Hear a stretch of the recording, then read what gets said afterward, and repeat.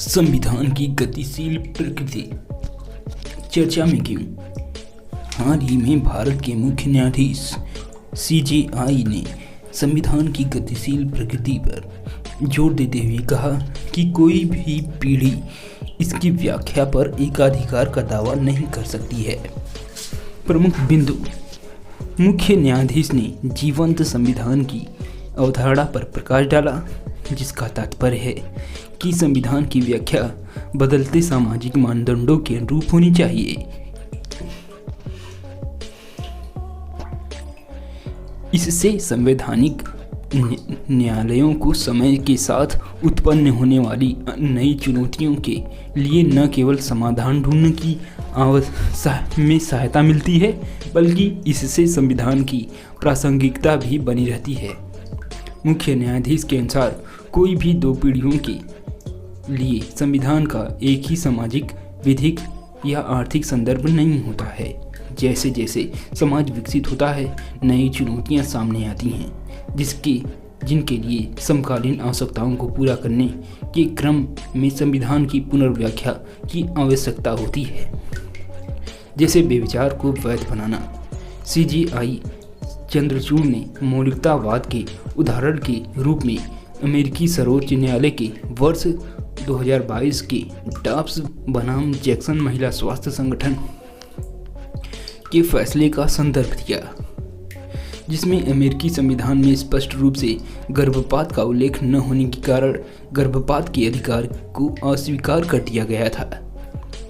उन्होंने इसकी तुलना भारत के उभरते दृष्टिकोण से की तथा कहा कि मौलिकतावाद से नागरिक अधिकारों की कठोर एवं प्रतिबंधात्मक व्याख्या को बढ़ावा मिल सकता है।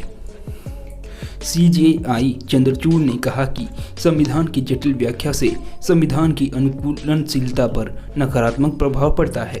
उन्होंने इस बात पर जोर दिया कि इसका तात्पर्य है कि जटिल एवं कठोर प्रावधानों में समय के साथ परिवर्तन किया जाए।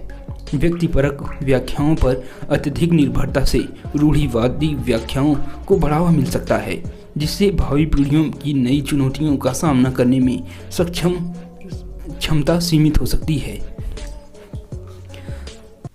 शासन में संवैधानिक लचीलेपन अनुकूलन की भूमिका। प्रगतिशील सुधार हेतु समर्थन। संविधान की अनुकूलनशीलता से तात्पर्य सामाजिक मांगों के अनुरूप सुधारों,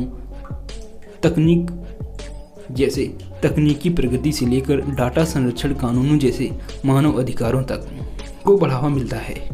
विधिक क्षेत्रों में नवाचार को बढ़ावा मिलना। एक जीवंत संविधान में नवीन विधिक व्याख्याओं का मार्ग प्रशस्त होने के साथ डिजिटल युग में निजता संबंधी चिंताओं जैसी उभरती चुनौतियों का समाधान हो सकता है। नागरिकों के अधिकारों की सुरक्षा।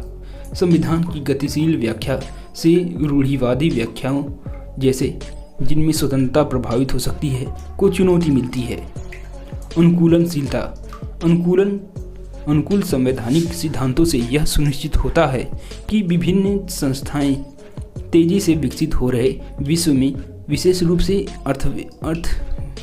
रूप से ज्ञान अर्थव्यवस्था में प्रासंगिक बनी रहें। भारतीय संविधान की प्रकृति। हाइब्रिड संरचना। भारतीय संविधान नम्य तथा अनम्य दोनों ही प्रकृति का है। इससे संविधान के मूल ढांचे में स्थिरता बनाए रखते हुए अनुकूलनशीलता सुनिश्चित होती है।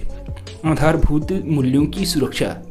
इसकी अनम्यता की प्रकृति से मूल अधिकारों एवं बुनियादी ढांचों में मनमाने परिवर्तनों के विरुद्ध सुरक्षा सुनिश्चित होती है। संघवाद का संरक्षण।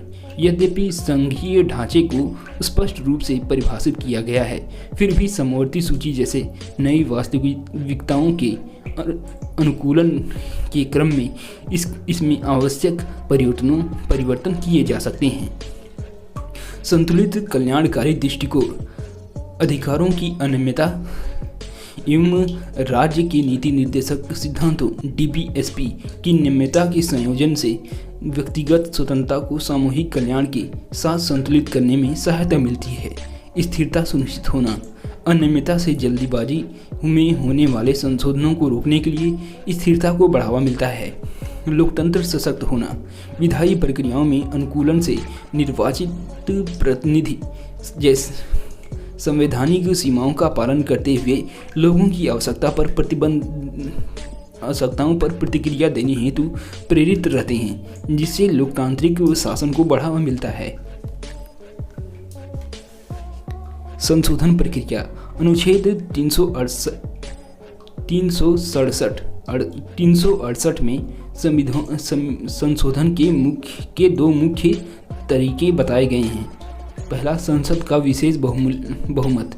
मूल अधिकारों में संशोधन जैसे कुछ प्रावधानों में संशोधन के लिए संसद के विशेष बहुमत की आवश्यकता होती है, जिसके लिए प्रत्येक सदन में उपस्थित और मतदान करने वाले सदस्यों के दो तिहाई बहुमत के साथ साथ प्रत्येक सदन की कुल सदस्यता का बहुमत भी आवश्यक होता है।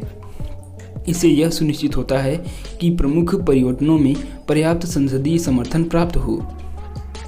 साधारण बहुमत से संशोधन नवीन राज्यों के गठन जैसे कुछ प्रावधानों को संसद में साधारण बहुमत द्वारा संशोधित किया जा सकता है। ये संशोधन अनुच्छेद 368 के दायरे में नहीं आते हैं, जिससे यह संकेत मिलता है कि संविधान के कुछ पहलुओं को अपेक्षाकृत सरलता से परिवर्तित किया जा सकता है। भारतीय संविधान के लचीलेपन से संबंधित मामले। गोलकनाथ बनाम पंजाब राज्य मामला 1967। भारत के सर्वोच्च न्यायालय ने फैसला सुनाया कि अनुच्छेद 367 से केवल संविधान में संशोधन की प्रक्रिया निर्धारित होती है, जिसमें कहा गया है कि संसद नागरिकों के मूल अधिकारों में कमी नहीं कर सकती है और सभी संशोधन न्यायिक समीक्षा के अधीन है। केशवानंद भारती बनाम केरल राज्य मामला 1973। इसमें सर्वोच्च न्यायालय ने फैसला सुनाया कि संसद को संविधान में संशोधन करने का अधिकार है, लेकिन वह इसके मूल ढांचे में बदलाव नहीं कर सकती है। यह मामला इसके लचीलेपन का उदाहरण है, क्योंकि इसमें संशोधन की अनुमति दी गई है, लेकिन यह सुनिश्चित किया गया है कि लोकतंत्र और धर्मनिरपेक्षता के जैसे मूल सिद्धांत बने रहें। निष्कर्ष, एक कठोर और नम्य संविधान के बीच संतुलन एक गतिशील कानूनी ढांचे को बढ़ावा देने के लिए महत्वपूर्ण है, जो समकालीन चुनौतियों के लिए प्रासंगिक तथा उत्तरदायी है। अंततः एक निरंतर बदलते समाज में न्याय, समानता और लोकतांत्रिक शासन को बढ़ावा देने के लिए संविधान के लचीलेपन को अपनाना आवश्यक है। संभावित प्रश्न। भारत में बदलते सामाजिक और राजनीतिक संदर्भों के लिए संवैधानिक सिद्धांतों को अपनाने में न्यायपालिका की भूमिका का आलोचनात्मक विश्लेषण कीजिए। इसका शक्तियों के पृथक्करण पर क्या प्रभाव पड़ता है, समझाइए।